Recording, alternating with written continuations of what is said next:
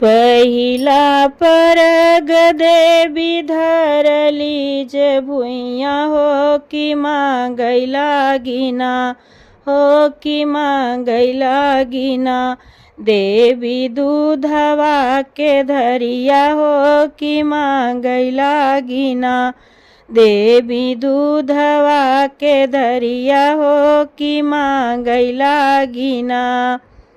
पहिला परग देवी धरली जे भुइया हो कि मांगै लागिना, देवी दूधवा के धरिया हो कि मांगै लागिना। दूसरा परग देवी धरली जे भुइया हो कि मांगै लागिना, मैया मांगै लागिना। मैया अढ़उल का फूलवा हो कि मांगै लागिना, मैया अढ़उल का फूलवा हो कि मांगै लागिना।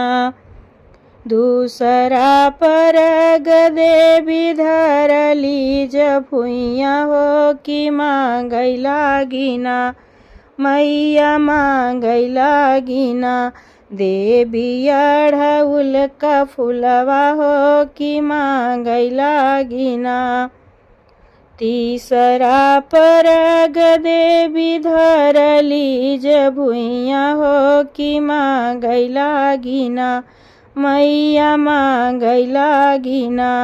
मैया पनवा कबीरवा हो कि मांगै लागिना, देवी पनवा कबीरवा हो कि मांगै लागिना। तीसरा परग देवी धरली जे भुइया हो कि मांगै लागिना, मैया मांगै लागिना। ए हो पनवा कबीरवा हो कि मांगै लागिना। चौथा परग देवी धरली जे भुइया हो कि मांगै लागिना, माई मांगै लागिना। मैया मलिया सेवकवा हो कि मांगै लागिना, मैया मलिया सेवकवा हो कि मांगै लागिना। चौथा परग देवी धरली जे भुइया हो कि मांगै लागिना, मैया मांगै लागिना। देवी मलिया सेवकवा हो कि मांगै लागिना।